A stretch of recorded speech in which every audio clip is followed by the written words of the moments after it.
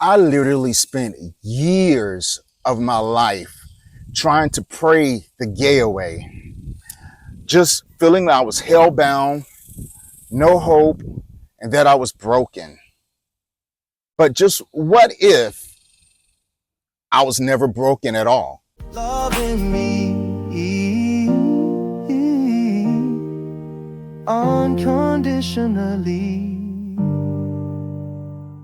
Hello, my freedom walkers, and welcome to Loving Me Unconditionally. Today is day 4 of my 30-day challenge that I am starting off with. And today we are talking about my experience of how religion shaped my shame, religious trauma, and the fear of going to hell, right? I guess I'll start back when I was a kid. When I say kid, I mean kid. Around maybe 8 years old, I remember, of course, you know, I'm a black male growing up in the South. Religion played a major role in shaping how I felt about myself in life. And I remember going to these, I guess, house of prayer, Bible study nights. And I remember 8 years old, there was a series about the book of Revelation. And everybody know about the book of Revelation. It talks about monsters, demons, the rapture. You can go to hell at any time, fire and brimstone, and all these different layers of hell and all these different punishments and tortures that you will go through.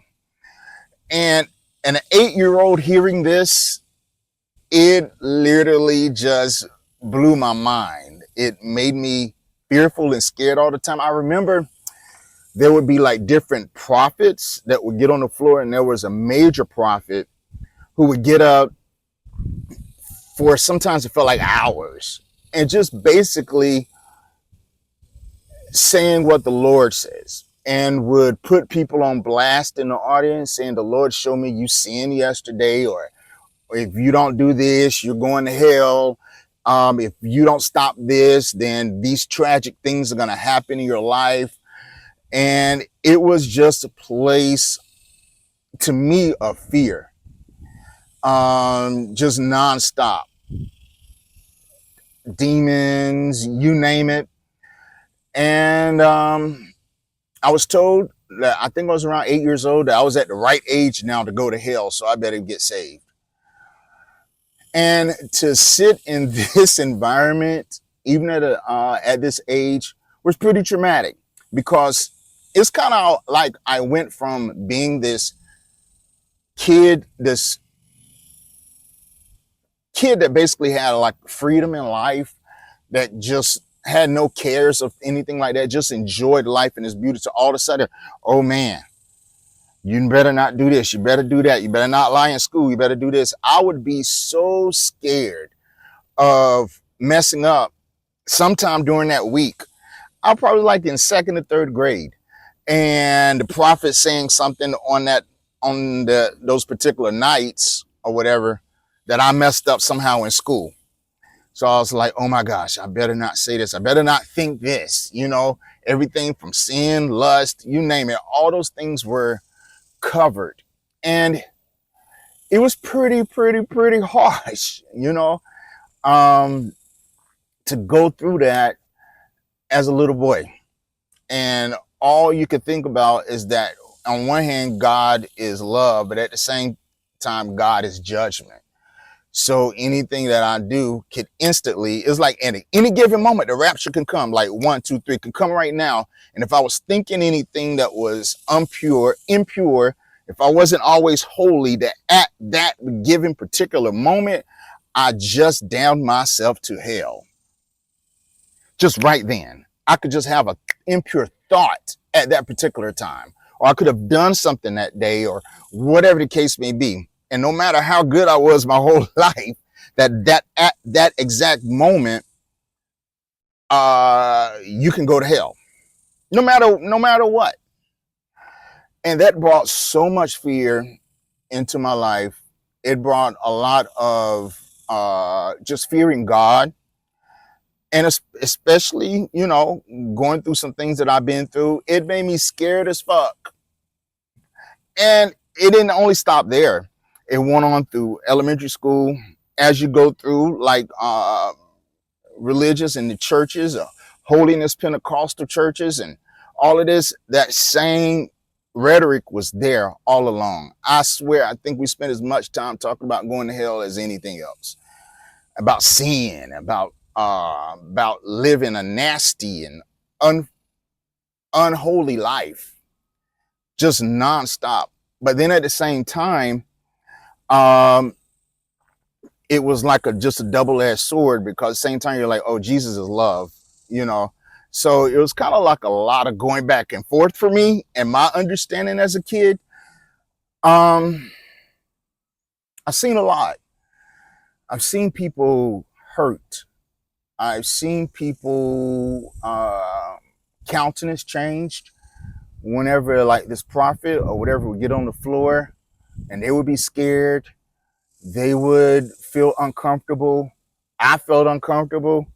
I was hoping I could just go outside and play, but I couldn't.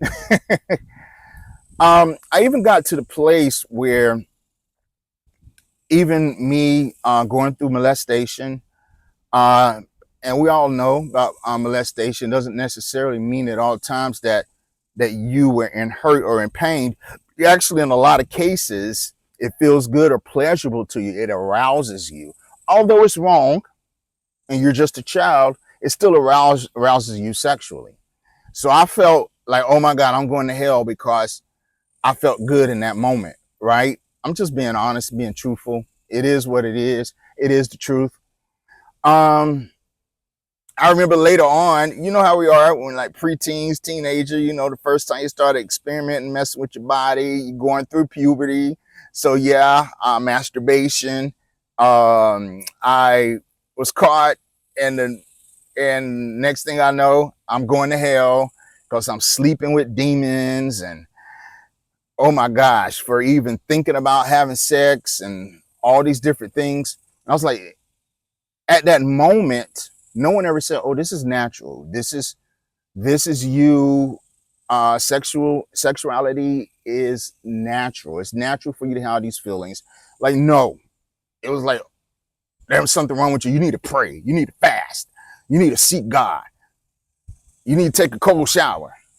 You know, because if you do this, if you masturbate or whatever the case may be, and God catches you, he sees all, he knows all. So he's watching, he's looking at you. And at any given moment, the rapture could come and you're going to hell, right?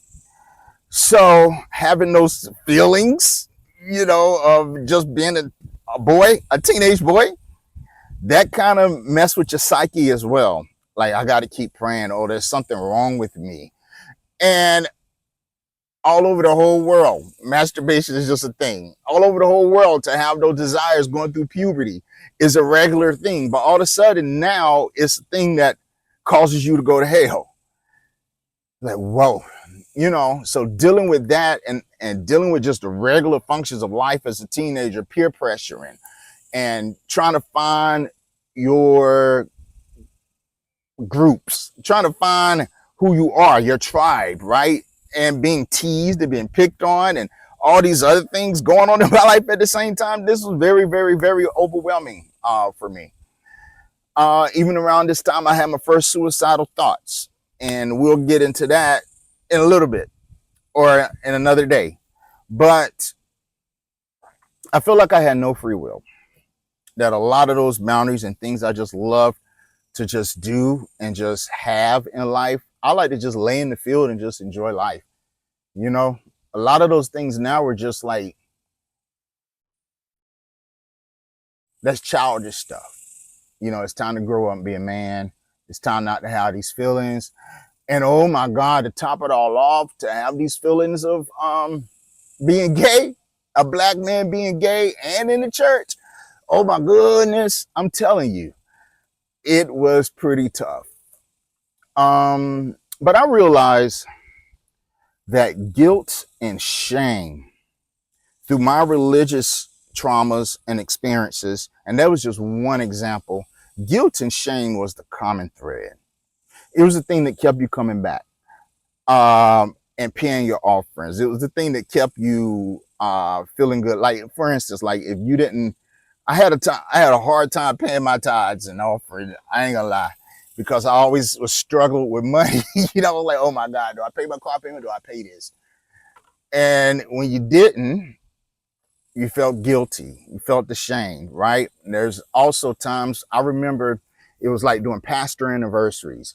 And you had all these different committees of people that would stand up in front of the church and say, well, everybody had their own night, right? The usher boy had their night, the men had their night, the youth had their night, or whatever the case may be. You had to stand up and say how much money you're going to give in the offering.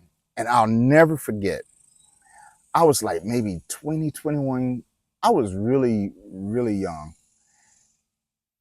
And I felt like crap, especially when it came to the men's night, because all the men gathered in the back, and the men who had like a lot of money, like, I got $1,000, I got $1,000, I got $1,000 to give to our leader. What you got? So I got like $50. I'm in college. And and it made me feel so much like crap. It made me feel like that I wasn't enough, that that things that another instance of not feeling like that strong, powerful black man. Nobody really told me, well, it's okay. We know you're in college. We know you're young, or whatever the case may be. $1,000, you might as well ask me for $1 million when I was 19, 20 years old. You aren't getting, like old folks used to say, you can't squeeze blood out of turnips, right? So I felt bad in that instance as well. But there were a lot of times whenever I felt this guilt and felt this shame, because of all these different religious dogma that played in my life. This cycle of guilt and shame, like nonstop, like we're all sinners, we're all got sin in your life, you're unworthy, God, you're the only one that's worthy. That was big too, to constantly bow down and just cry and say, I'm not worthy of your grace, I'm not worthy of your mercy, I'm not worthy, I'm not worthy, I'm not worthy, you're the only one that's worthy. And then turn around and tell you, oh, you need to have joy. You need to count it all joy. You need to have peace. You need to have self-confidence. You need to know that you know that you know that you're a child of God. It's okay, but at the same time, you just told me, I'm saying that I'm not worthy. Which I kind of understood. It meant that I'm not worthy to wear the crown or the sacrifice that Jesus made. But at the same time, it went deeper. It always ended up in I have a sinful nature, born in sin, and we as humans always have a sinful nature at all times, right? So we got to constantly do these rituals and these practices to stay holy. So it was a constant up and down of emotions through my life.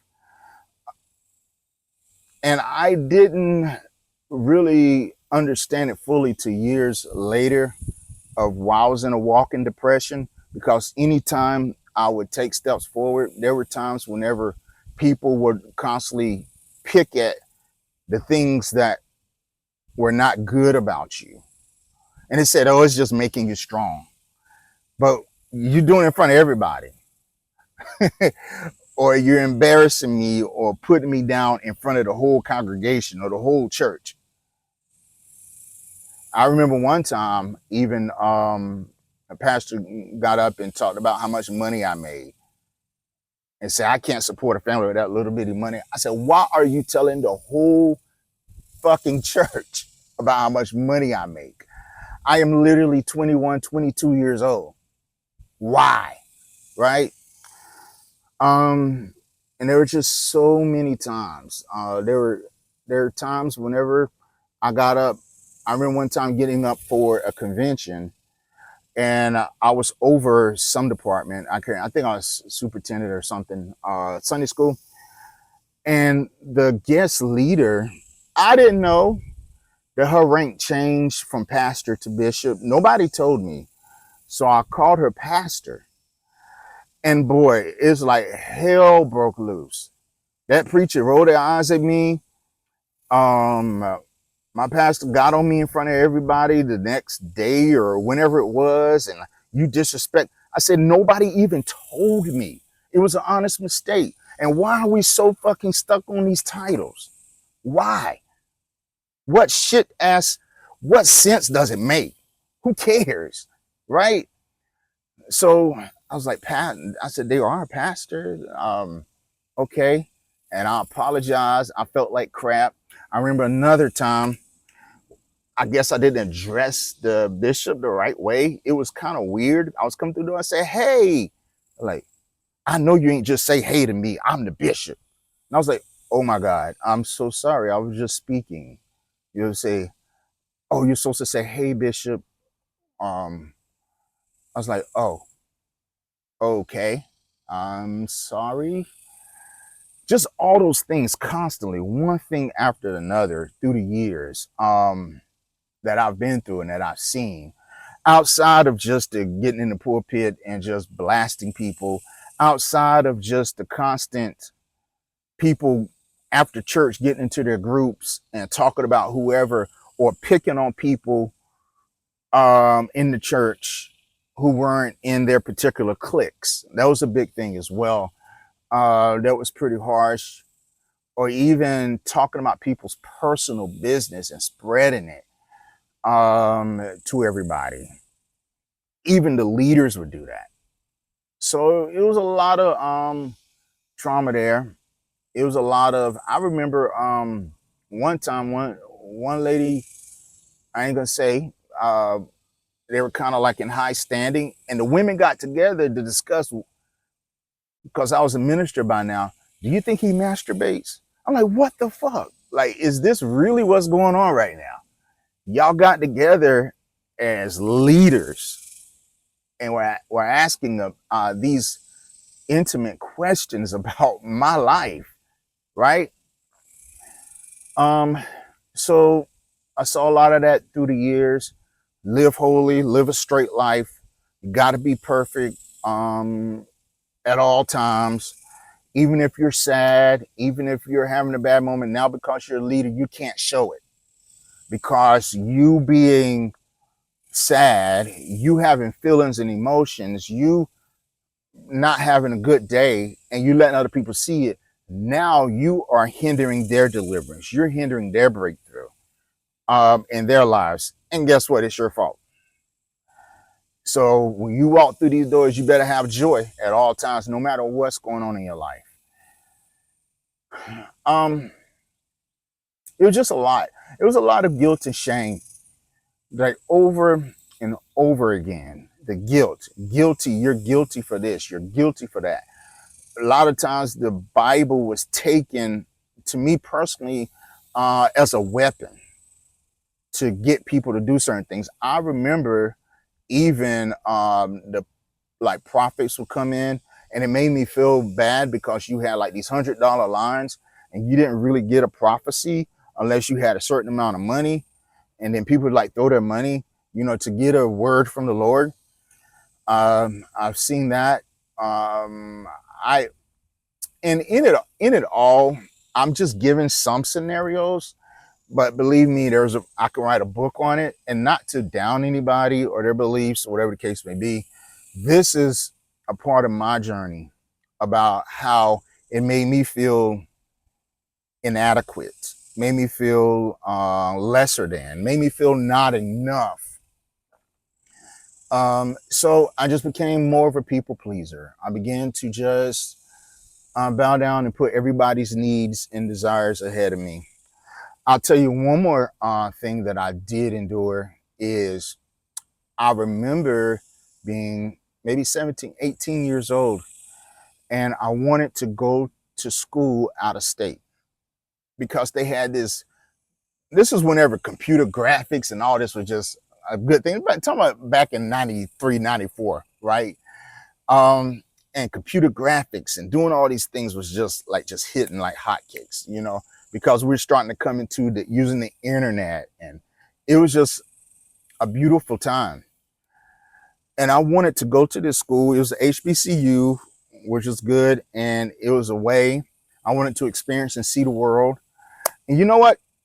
I was told God didn't tell you to do that. You're gonna end up going there, and something's gonna happen to you. Or what was the other thing that? Oh, because I was really close work with kids. I was really good at like youth leader, and it was like, if you leave, what are these children going to do? What are these kids going to do?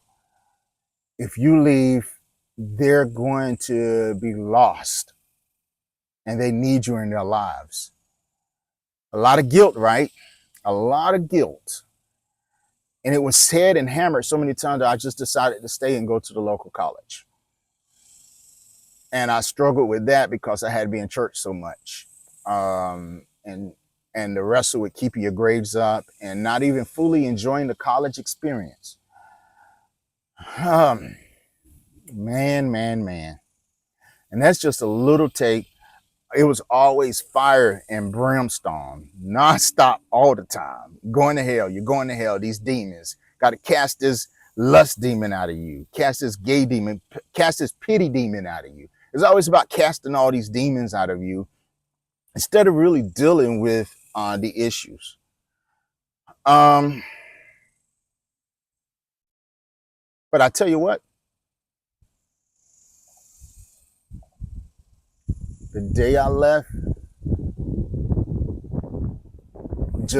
I haven't been to church, back to church in 12 years now. And let me tell you something. When I stopped going, there was this sigh of release or relief that just came through my body.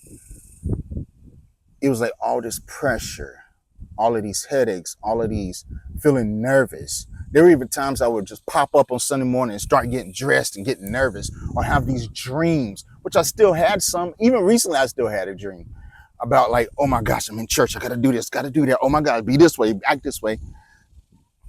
And it's just such a level of stress that was bottled up inside of me that had just been released.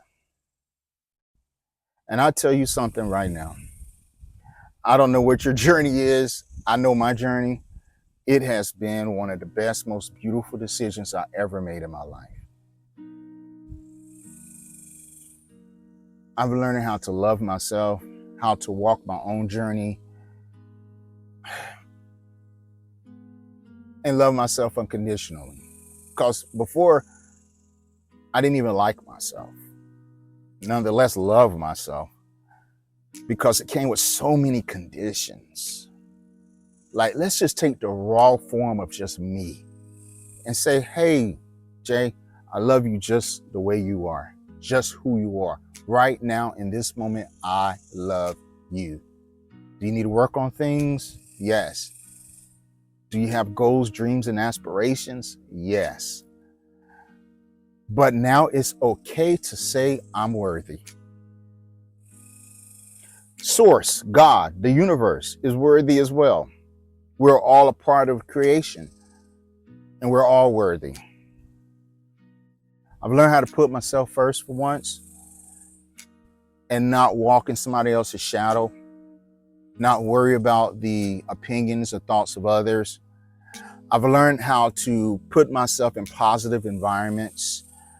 I have the power and the control, the sovereign domain to chart my life and love my life. I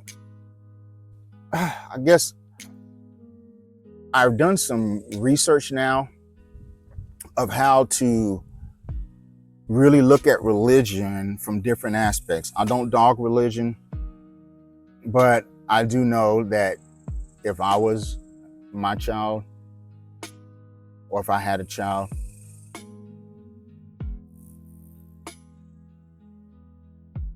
my child, shoot, my friends, I would not condemn them to hell because of mistakes they've made here on earth. To be in an eternal place of fire and torture. Living here on earth is so hard all by itself. We go through our journeys in life. We grow and we develop. We learn how to love. We learn how to walk in love. And there's just no way I know, and being a creation of God or of source of the universe, that I don't have the heart myself to banish somebody to a lifetime of torture and of hell and of fire and brimstone.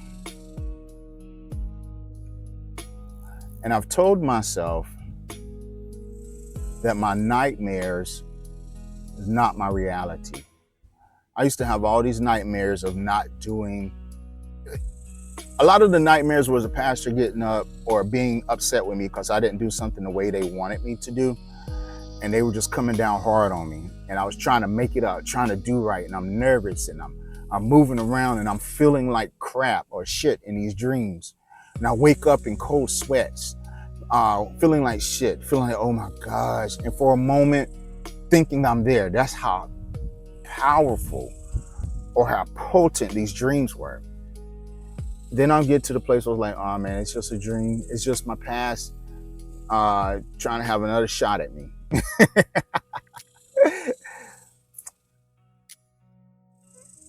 Your past is not your reality. The things you suffer and been through is not your reality. I'm telling you what I know. You may have had these religious, traumatic experiences in your life and the fear of going to hell, and it can cause depression. It can cause low self-worth, low self-esteem. It can cause you to be suicidal, in which many times I was. I just gave up. Like I think I said in the previous episode, I was like, well, I have gay feelings. I'm going to hell anyway. If I commit suicide, you said I'm going to hell anyway, so why not just end it? Either way I go, I'm going to hell, right? So why at this point in my life would I allow the opinions and thoughts of others to convict me of a life of just condemnation, a life of torture, a life of self-hate? Why? I'm still here. And if you're still going on this journey with me, let's take a moment. This is what I do every day. I do like a little meditation, self-affirmation. Sometimes my meditation lasts about 5 or 10 minutes. And I just take a deep breath, inhale through my nose, exhale through my mouth. And I'm learning how to live right now in the present moment. Live in the present moment, right? And I tell myself, I am love. I am healing. And it is definitely okay to be my true, authentic self. I am enough. And I love myself unconditionally. Tell yourself that every day. I am love. I am healed, or I am healing. I can be my authentic self. I'm loving myself unconditionally. If you like this, if you love it, I would love it if you like it. Subscribe to the channel. I'm telling you, I'm starting this journey. And I love you. This is J Love, and there's nothing you can do about it, baby. Have a great day. Love yourself unconditionally. Loving me unconditionally. loving me unconditionally. Through the fire, through the storm, I found the truth inside of me. Loving me unconditionally, loving me unconditionally. No more shame, no more fear, I'm exactly who I'm meant to be.